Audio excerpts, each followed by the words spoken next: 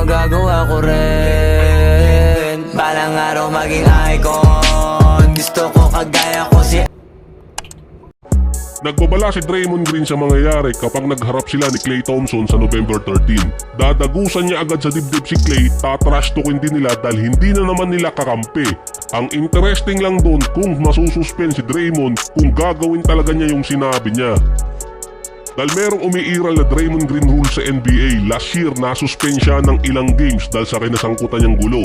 Kahit si Draymond naninibagong wala ng Klay Thompson sa kanilang lineup, ang tagal din nila magkakasama, kailangan pa nilang palitan yung spot niya.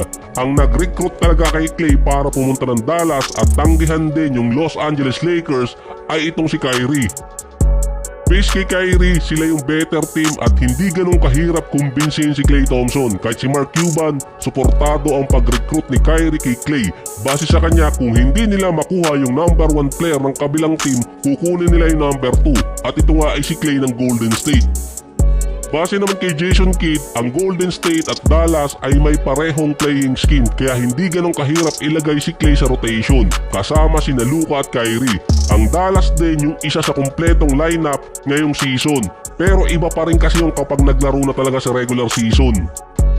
Last year, ang Dallas number 2 sa may pinakamaraming attempts sa 3-point area behind Boston Celtics. Ang Dallas din ang number 3 3-point shooting team na may pinakamaraming na ipasok kada game. Behind naman sila sa Boston at Golden State. Si Luka at si Kyrie ay may combine na 7 out of 17 per game mula sa beyond the arc. Kahit nag-struggle pa si Klay Thompson last season, siya pa rin ang isa sa may pinakamaraming 3-point shot last year. Pang-apat siya sa listahan ng buong NBA. So struggling pa si Klay niyan na meron pa rin siyang 269 out of 692 na meron pang 38%. Kasama ni Klay sa Dallas ang number 2 3-point shooter last season na si Luka. Kaya in papers, ang bigat pa rin ang pagkakalagay ni Klay sa Dallas. Lalo na ngayon pressure na si Luka na mag-champion sa Mavericks dahil nung last season, nakapasok na sila sa finals.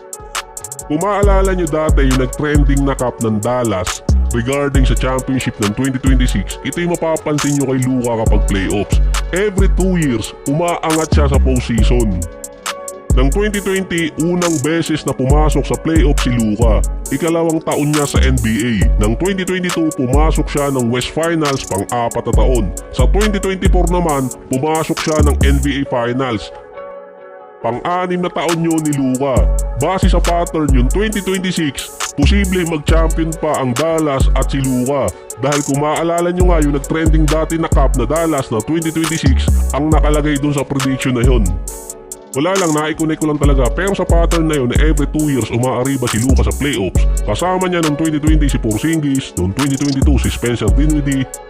Sumali pala, hindi lang si Spencer Dinwiddie ang kasama ni Luka noong 2022. Si Jalen Bronson na nag-average pa noon sa playoffs ng 21 points, 4 rebounds at 3 assists per game.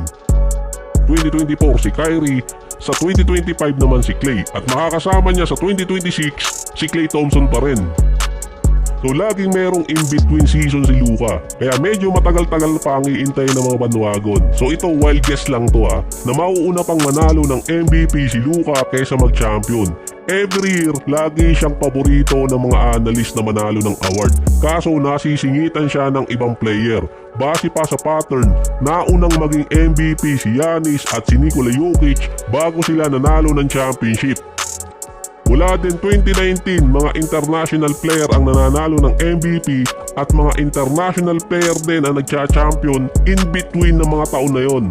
Ang 2026 pa ang last year ng kontrata ni Kyrie na meron pang player option na pwedeng baguhin yung lineup ng Dallas na kung magpapababa siya ng kontrata, at yun din ang ikalawang taon ni Klay Thompson sa Dallas.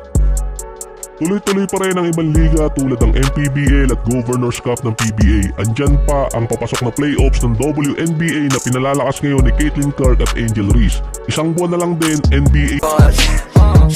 Kilalang magaling pagdating sa ring, balang araw maging